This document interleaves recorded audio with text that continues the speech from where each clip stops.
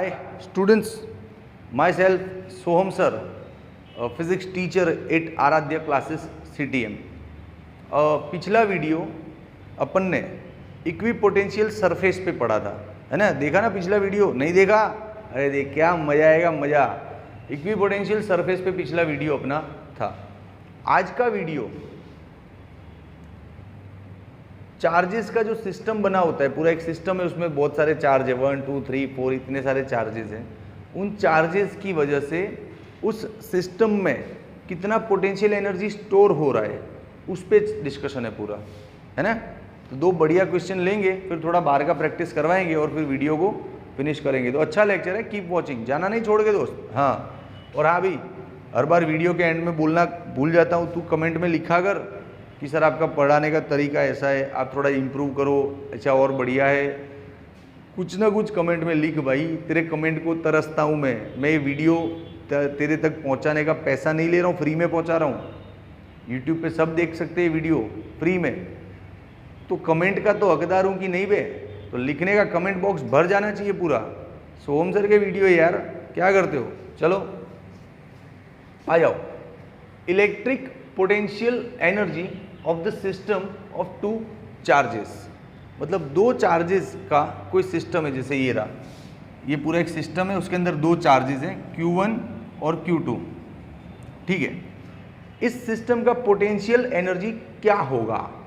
इस सिस्टम का potential energy क्या होगा, ये आज का क्वेश्चन है। तो ऐसे तो डायरेक्ट आंसर दे दूं, इसका पोटेंशियल एनर्जी होता है K Q1 Q2 upon R, और डिस्टेंस किसके बीच का? 1 2 के बीच का। ऐसा सिंपल फॉर्मूला है, लेकिन इसको डिराइव करके लाना है पूरा, समझ के, डीप में से खोद के निकालना है इसको। अरे निकालेंगे, अपन बैठे, चिंता नहीं कर। फॉर्मूला तो सीधा दिमाग में आ गया कि जैसे दो चार्जेस हैं तो K Q1 Q2 by R12।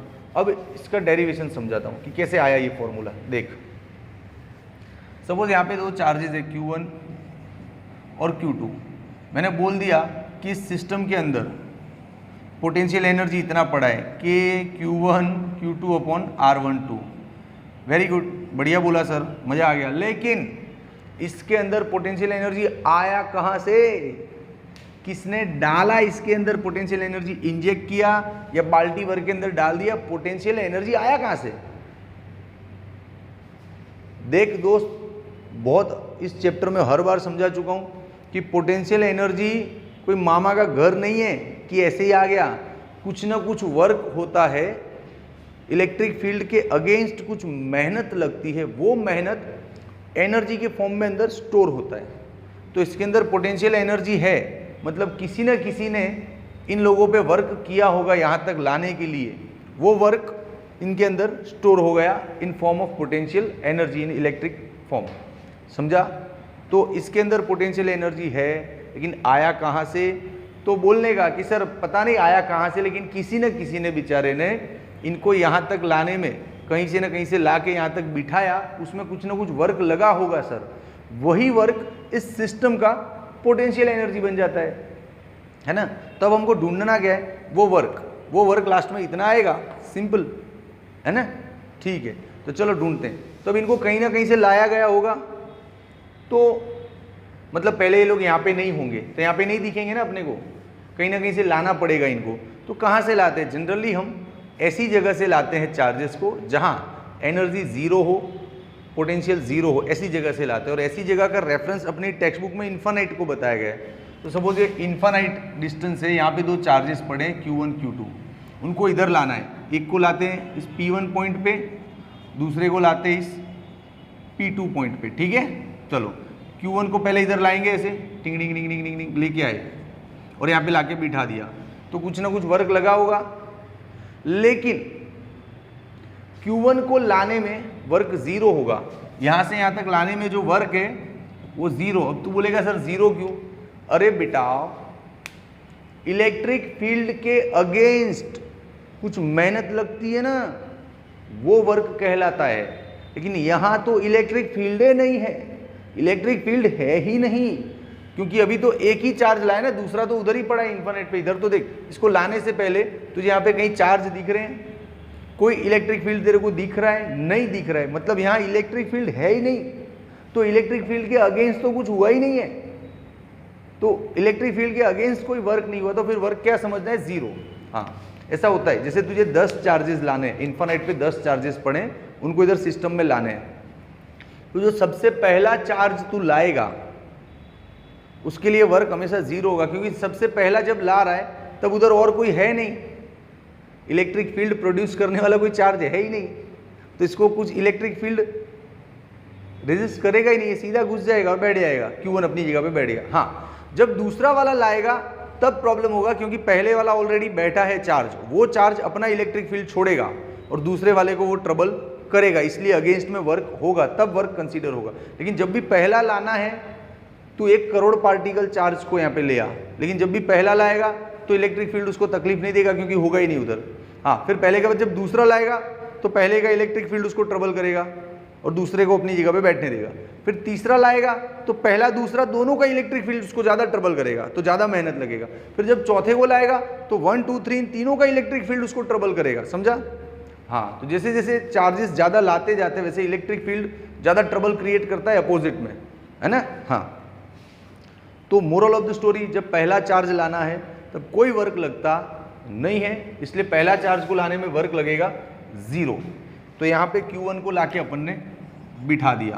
तो पहले इतना स्टोरी लिख, 2-3 पॉइंट डाल, थियरी पढ़ रहे हैं NCERT में बोर्ड के एग्जाम के लिए, तो थियरी लिखना पड़ेगा। फिर इसका लिख के जब समझ आ जाए तब इसको यहाँ से यहाँ लाते हैं। अच्छा, ये तो यहाँ से निकला, इधर ला के रख दिया इसको। हाँ, अब सिर्फ Q2 पड़ा है इधर इन्फिनिट पे, इधर पड़ा है Q2, उसको थोड़ी देर में यहाँ पे लाने वाले अपन, ठीक है। उससे पहले इसके पॉइंट्स लिख देख। तो क्या पॉइंट्स लिखेंगे, सबसे पहला point, assume that Q1 and Q2 are initially at the infinite, they are not right now in the our system. तो फर्स्ट पॉइंट लिख, assume that Q1 and Q2 are at infinite initially, done. दूसरा point अब लिख, work to bring Q1 from infinite to P1 point is actually zero. हाँ, तो लिख, work to bring Q1 charge from infinite to point P1 is zero. हाँ, उसका region लिख, region absence of electric field, electric field है ही नहीं, absence of electric field. हाँ, तो वर्क 1 क्या आ गया अपना, जीरो। कैमरामैन दिख रहा है ना यहाँ तक, वर्क 1 क्या आ गया, जीरो। तो चलो इसका स्टोरी खत्म। समझे आप लोग फिजिक्स का थियरी कैसे पढ़ते हैं, पहले पूरा फिनोमिनन समझते हैं, उसका ड्राइंग लेते हैं, और जो ड्रॉ किया ना तूने वही समझ के यहाँ पे लिखना है कि मैंने ये किया है। इन्फिनिट पे Q1 पड़ा था, उसको यहाँ तक लाया हूँ और लाने में वर्क जीरो लगा है, बस इतना सिंपल स्टोरी तुझे लिखना होता है। पता नहीं तेरे को फिजिक्स का थियरी टफ क्यों लगता है, ये बच्चे जैसा थियरी है। चलिए स्टोरी खत्म, अब इसकी बारी है, इसको यहाँ तक लाना है, ठीक है। तो चलो यहाँ पे लेते हैं title, work required, work done भी लिख दे, work done to bring Q2 charge from infinite to P2 point in the system. तो वर्क का फॉर्मूला क्या लेगा, दो फॉर्मूला है तेरे पास, या तो तू ऐसा ले ले, इंटीग्रेशन EdR ले ले, या फिर Q डेल्टा V ले ले, जो तेरे को लेना है। मेरे को तो ये जमता है, मैं ये लेता हूँ। चल, तो वर्क क्या लगेगा यहाँ पे, अरे लिखो तो सही ढंग से साहब जी, अरे W लिखना नहीं आता यार, देख ऐसे लिखते हैं W। हाँ, वर्क फॉर्मूला होता है Q डेल्टा V। ध्यान से, इधर सीखने वाला डेंजरस मैटर है। एक इस फॉर्मूले में Q का मतलब क्या होता है, इस फॉर्मूले में Q का मतलब होता है जिसको लाना है वो वाला चार्ज। सिस्टम में 50 चार्ज पड़े हैं, तो तू कुछ भी यहाँ पे मत ठोक देना, जिस चार्ज को पकड़ के ला रहा है कान से, चल बेटा इन्फिनिट से आजा सिस्टम में, वो वाला चार्ज यहाँ पे लिखते। तो इस बार तो किसको ला रहा है पकड़ के, Q2 को ला रहा है, तो यहाँ पे Q2 ले। डेल्टा V का मतलब क्या होता है, final voltage minus initial voltage. तो देख अब गौर से, तो यहां से यहां तक आ रहा है, तो इनिशियली यहां पे वोल्टेज क्या था, 0 था इन्फिनिट पे, और यहां पे वोल्टेज क्या होगा, यही लिखना इधर। तो रुक, इनिशियल वोल्टेज तो क्या था, 0, इनिशियल वोल्टेज क्या था, 0, डन। और फाइनल यहां पे वोल्टेज है, कुछ कोई है जो यहां पे वोल्टेज को भेजेगा, yes, there is a charge Q1, उसका वोल्टेज यहां पे होगा, कितना होगा, K Q1 अपॉन ये वाला डिस्टेंस 1 2 के बीच का। बोल क्या बोलता है, अरे ये तो हम जानते हैं ना, कहीं पे भी जैसे चार्ज पड़ा है Q1, उसकी वजह से यहाँ पे वोल्टेज पहुंचता है कितना, K Q1 अपॉन R, पहुंचता है कि नहीं, पहुंचता है का मतलब मैं देसी भाषा बोल रहा हूँ, तू समझ। कोई चार्ज है तो उसका इलेक्ट्रिक फील्ड होता है, इलेक्ट्रिक फील्ड में एक पर्टिकुलर पॉइंट को अपन बोलते हैं कि यहाँ पे फील्ड की वजह से इतना वोल्टेज बन रहा है, इतना ताकत लगेगा किसी को लाने में, वो सब बातें आगे समझ चुके हैं ना, फिर वही का वही क्या पढ़ाऊँ यार। तू जब आगे के वीडियो ही नहीं देखा तो तुझे छोटी छोटी चीज़ों में फिर मैशअप होगा मेरी थियरी में, है ना। तो सीधा समझ, यहाँ पे वोल्टेज किसकी वजह से आ रहा है, Q2 की वजह से नहीं आ रहा है, Q2 तो बेचारा खुद लटका हुआ है, वो तो ट्रैवलिंग कर रहा है।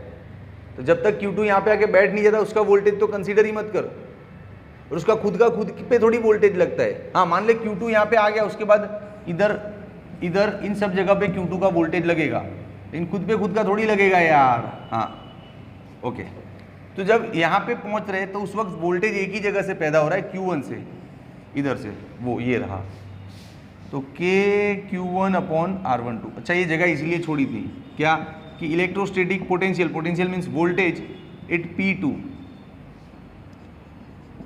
K Q1 अपॉन R12 ये रहा, इसलिए जगह छोड़ी थी, समझा। तब देख वर्क 2 क्या आया, इसको मल्टीप्लाई कर K Q1 Q2 upon R12, यह है वर्क 2। ठीक है, दोनों चार्ज को अपने अपने घरों में लाके घुसा दिया, Q2 इधर आ गया, चल Q2 यहाँ पे आ चुका है, फाइनली इसका एंट्री हो चुका है। तो अब देख, इसको लाने में और इसको लाने में टोटल वर्क कितना लगा, इसको लाने में W1 और इसको लाने में W2, तो सिस्टम का टोटल वर्क क्या होगा, इधर ले सकते कैमरामैन, सेट करो कैमरा, है ना। तो देख टोटल वर्क होगा, total work is equal to W1 plus W2, 0 plus ये वाला K Q1 Q2 by R12, K Q1 Q2 by R12। तो total work done to bring both the charges in the system at our given points is K Q1 Q2 by R12, answer. अच्छा ये जो work लगा, तू work क्यों ढूंढा, क्योंकि तेरे को पता है जो लाने में जो मेहनत लगती है, that work is converted, it's stored into the form of potential energy into the system, है ना। तो जो वर्क है वही उसका पोटेंशियल एनर्जी है। डायलॉग लिखने है तो लिख दे कि work is stored in form of potential energy, that's why potential energy is equal to work and that is equal to K Q1 Q2 by R12। बोलिए फॉर्मूला तो ये कितनी आसानी से दे दिया था मैंने स्टार्टिंग में, लगा नहीं मेहनत प्रूव करने में। हाँ अब इसका स्क्रीनशॉट ले ले प्रॉपर, कैमरा चाहिए तो थोड़ा दूर करो आप, लेकिन पूरा स्क्रीनशॉट आना चाहिए, क्योंकि मैं इसके नोट्स नहीं भेजने वाला हूँ। बार बार फोटो क्लिक करके क्या सेवा करनी, इतना स्क्रीनशॉट ले सकता है ना, इतना बड़ा बच्चा है। कैमरा हिलाओ मत ना, स्क्रीनशॉट सही नहीं आएगा। कैमरा हिल रहा है आपका, नहीं आएगा प्रॉपर, इसको स्टडी करो। रुको वेट, बच्चा लोग स्क्रीनशॉट के लिए कैमरा स्टडी करते हैं। वो अब आएगा 1 2 एंड 3। फाइनली आप लोग समझ गया कि इन दोनों का पोटेंशियल एनर्जी का फॉर्मूला क्या आया, K Q1 Q2 by R12। अब तू चाहिए तो इसमें 2-3 पॉइंट और डाल दे, इधर ये वाली स्पेस में देख क्या डालेगा कि potential energy is equal to K Q1 Q2 upon R12। इसका मतलब क्या होता है, इसका मतलब होता है potential energy directly proportional to the product of charges and potential energy is inversely proportional to the distance between them, है ना। तो इसको फिर लिखना, मेरे पे जगह नहीं है तो मैं यहाँ पे लिख नहीं पा रहा हूँ, तू पॉइंट बना देना क्या कि thus we can say that potential energy is directly proportional to the product of charges and inversely proportional to the distance between them। लिख लेना सिंपल, ये कूलम्बियन लॉ जैसा ही लगा। कूलम में यहाँ पे स्क्वायर था, कूलम्बियन फोर्स होता तो यहाँ पे स्क्वायर आता, कूलम्बियन नहीं है तो स्क्वायर नहीं है, तो इसे रट्टा मारने के लिए भी काम आएगा। ठीक है, चल दूसरा क्वेश्चन लेते हैं। ओके बच्चा लोग, अभी दो चार्जेस का सिस्टम का पोटेंशियल एनर्जी आप सीखा। अभी देख 3 चार्जेस, इसके बाद 4, 5, 10, 15 लेंगे, टेंशन नहीं ले। आज के लेक्चर में मजे करवाने वाला हूँ। तू पढ़ने वाला बच्चा है, नॉलेज का भूखा है, तुझे फिजिक्स की दिलचस्पी है, तुझे ज़्यादा फिजिक्स को एंजॉय करना है, तो ही तुझे सोहम सर की ज़रूरत है। वरना सिर्फ रट्टा मारना है बुक में से रात भर जाग के, तो कोई भी टीचर के पास तू काम निकाल सकता है अपना तो समझाने वाला काम है, फील करवाने वाला। और लैंग्वेज देसी है, क्योंकि वही अपने को समझ में आती है। हम रात दिन उसी लैंग्वेज से घिरे रहते हैं अपनी लाइफ में। हमारे, तूने कभी ऐसा देखा तेरे आसपास घूमने वाले लोग कि तेरी टेक्स्ट बुक में जैसे सिस्टमेटिक लाइंस लिखी है उस लाइन में बात करता है तेरे से? कोई नहीं करता ना। तो फिर तुझे जिसकी आदत है वही तुझे इजी लगता है, इसलिए मैं बहुत देसी लैंग्वेज में पढ़ाता हूँ। चल, electrostatic potential energy of the system of 3 charges. चल 3 चार्जेस है तो समझ लेना, तीनों कहाँ होंगे? इन्फिनिट पे होंगे। पहले से ही अपन ने सब कॉन्सेप्ट तो जाना हुआ है, तो इस बार कुछ समझाना है नहीं, ठीक है। बीच बीच में समझाता रहूंगा जहाँ जरूरी लगेगा। तीनों 3 चार्जेस कहाँ है? इन्फिनिट पे। उनको सिस्टम में लाएंगे 1 बाय 1 करके। वो लाने में जो वर्क लगेगा वो 1 बाय 1 करके कैलकुलेट करेंगे, फिर सबको लास्ट में टोटल मार देंगे, that will be equal to the potential energy. Clear? हाँ, तो चल सबसे पहले Q1 को इधर ला। 3 पॉइंट डिसाइड कर लेंगे। यहाँ पे लाना है Q1 को P1 जगह पे, P2 जगह पे लाना है Q2 को, और ये वाली जगह पे लाना है Q3 को, ठीक है। चलो ओके, तो सबसे पहला पॉइंट क्या लिखेंगे? Assume that all 3 charges at infinite initially. हाँ, assume that all 3 charges are at infinite initially. Done. चल फिर आगे बढ़। अब सबसे पहले टारगेट कर Q1 को यहां से यहां तक ला। लाने में वर्क क्या लगेगा? 0। अभी तो बात हुई थी कि जब तीनों इन्फिनिट पे पड़े हैं तो यहाँ पे कोई चार्ज ही नहीं है, तो कोई इलेक्ट्रिक फील्ड होगा ही नहीं, तो इसको कोई ट्रबल करेगा ही नहीं, तो इलेक्ट्रिक फील्ड के अगेंस्ट में कुछ मेहनत होगी ही नहीं, क्योंकि इलेक्ट्रिक फील्ड ही नहीं है। तो वर्क क्या लगेगा? 0। तो लिख दे, work done to bring Q1 from infinite to P1 point in the system में जो P1 पॉइंट है ये रहा, यहां तक लाने में वर्क 0। इसको ले आए ना तो मिटा दे। हाँ, तो लिख दे, work done to bring Q1 charge from infinite to P1 point into system is actually 0।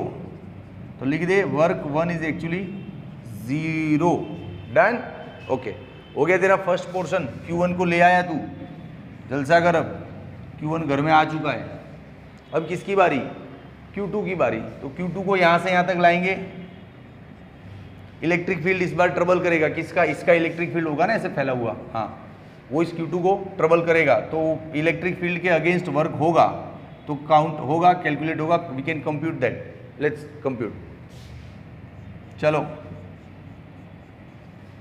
Work done to bring Q2 from infinite to the P2 point in the system, है ना। चलो थोड़ा जगह छोड़ के यहां पे लिखते हैं। Work done to bring Q2 from infinite to P2 point in the system. चल क्या लगेगा वर्क का फॉर्मूला? वही Q डेल्टा V। Q क्या लेना है? जिसको लाना है। इस बार तू किसको ला रहा है? Q2 को यहां से यहां ला रहा है, तो लिख Q2। Delta V means final voltage minus initial voltage. Initially तेरे जो Q2 चार्ज था जहां पे था उस जगह पे वोल्टेज क्या था? 0, तो 0। और जब यहाँ पे लाया तो इस जगह पे वोल्टेज क्या है? ये भाई अभी इसको लाया नहीं है, हाँ गलती हो जाता। Q2 को ला दिया है तो मिटा दे, उसको यहाँ पे लाके बिठा दिया, ये रहा Q2 इस जगह पे, ठीक है। ओके, अब अपना पॉइंट है कि यहाँ से यहाँ लाए तो ये हो गया फाइनल पोजीशन, ये हो गया इनिशियल पोजीशन। तो इनिशियली तो वोल्टेज 0 था, यहाँ पे वोल्टेज है क्या? है ना। किसकी वजह से? अरे इसकी वजह से बेटा, इसकी वजह से। हाँ, तो यहाँ पे जो वोल्टेज है वो क्या है, के Q1 की वजह से, हाँ R12। समझा कि नहीं समझा? अभी तो समझाया पिछली थियरी में। चल के Q1 Q2 अपॉन R12, ये दूसरे चार्ज को लाने में लगा वर्क। डन। इसके लिए जगह छोड़िए, नोट डाउन लिखना पड़ेगा ऊपर। क्या लिखना पड़ेगा कि potential at P2 due to Q1, potential at P2 due to Q1 is actually K Q1 upon R12। Done, लिख लिया? ओके, चलो दूसरे का स्टोरी खत्म। अब किसकी बारी आई? तीसरे की। कैमरामैन देखना अच्छे से, दिख रहे हैं यहाँ पे सब? और तीसरे की बारी आई तो ले ले। चल, वर्क डन, फिर से वही point, to bring Q3 8 point P3 into the system, given system या तो अपना सिस्टम, जो भी लिख ले, कौन इतना ध्यान रखता है। चल, हैंड राइटिंग थोड़े रफ आ रहे हैं ना, लेकिन लेक्चर को, वीडियो को टाइम पे फिनिश करना होता है, इसलिए फटाफट लिखना होता है। चल, जब Q3 गया भाई यहाँ से इधर तक लाए, तो उस केस में भी इनिशियल वोल्टेज तो 0 था।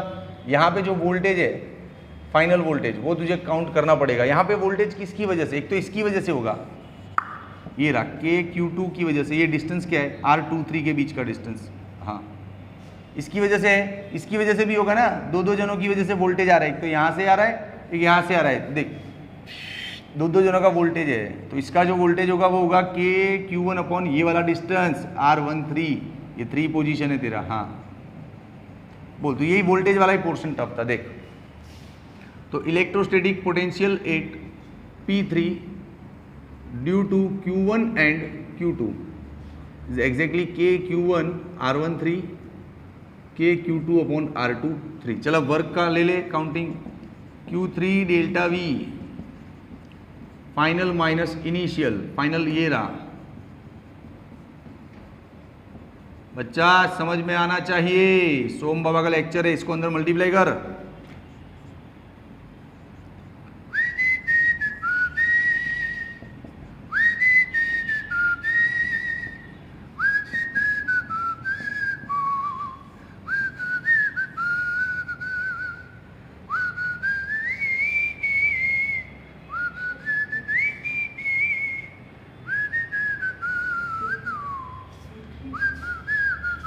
अरे Q3 हाँ, मैं वही देख रहा था।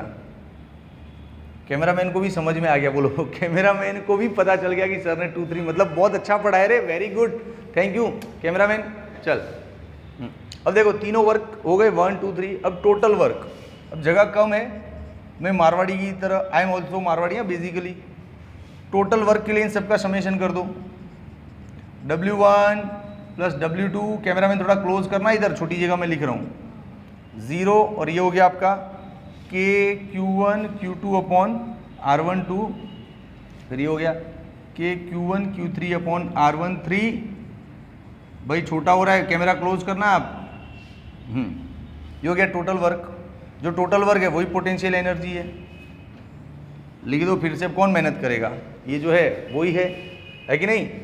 हाँ, तो स्क्रीनशॉट लेना है तो ले लो, अच्छा है थियरी, मुझे तो मज़ा आया। आपको नहीं आया तो कमेंट में लिखो कि सर मज़ा नहीं आया। एक्चुअली जगह कम है ना, तो थोड़ा और कुछ लिखना था, फील हो रहा था, वो नहीं लिखना। आप लोग टेक्स्ट बुक में से पढ़ लेना, इतना आया तो टेक्स्ट बुक पूरा आपको समझ में आ जाएगा, कुछ बाकी नहीं रहेगा आपका, ठीक है? मैं भी तो देखूँ स्क्रीन कैसा दिख रहा है। मैं इधर ही हूँ, गया नहीं हूँ, कैमरे के पीछे आ गया हूँ, देख रहा हूँ कैसा दिख रहा है। अरे वाह, बढ़िया दिख रहा है। चलो स्क्रीनशॉट ले लो, फिर इस पर डिटेल डिस्कशन करते हैं। 1 2 एंड 3। ओके बच्चा लोग, अब आज का थियरेटिकल लेक्चर खत्म होता है, लेकिन ये जो 2 थियरी पढ़ा ना, उसका पूरा निचोड़ शॉर्टकट में, कि जब यही चीज़ें न्यूमेरिकल्स में या MCQ में जब पूछी जाती है तो इतना सारा नहीं करना होता है, सीधा देख के आंसर सेट होता है अपना। हाँ, तो थियरी का निचोड़ पढ़ ले, तेरे को समझ में आएगा क्या बोलना चाहते हैं सर। देख, जैसे पहला मैंने सिखाया था तेरे को 2 चार्ज का एनर्जी, उस सिस्टम का एनर्जी, तो फॉर्मूला क्या बना था, के Q1 Q2 R12। अब वीडियो को रिवाइंड मत करना, इतना तो याद होना ही चाहिए, तुझे पढ़ रहा है कब से, आधे घंटे से। हाँ, फिर दूसरा सिखाया था 3 चार्जेस का system, Q1 Q2 and Q3। तो देखा था इसका आंसर क्या आया था, इन दोनों के बीच का आया था के Q1 Q2 अपॉन R12।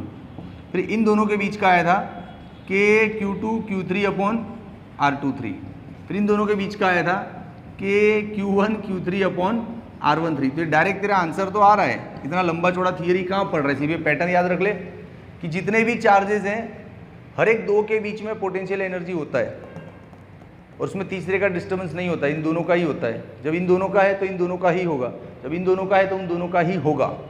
समझा ये ट्रिक कि नहीं समझा? पक्का? चल तो अभी मैं 4 चार्जेस का सिस्टम लेता हूं, देख कैसे। 4 चार्जेस का सिस्टम का एक मस्त एग्जांपल देता हूं ताकि तू सेट हो जावे एक्स्ट्रा। चल ये एक स्क्वायर है, सपोज ये जो पूरी थियरी पढ़ा ना उसका निचोड़ पढ़ा रहा हूं अब तेरे को। ये पूरा स्क्वायर है, दिख रहा है इतना बड़ा? हाँ।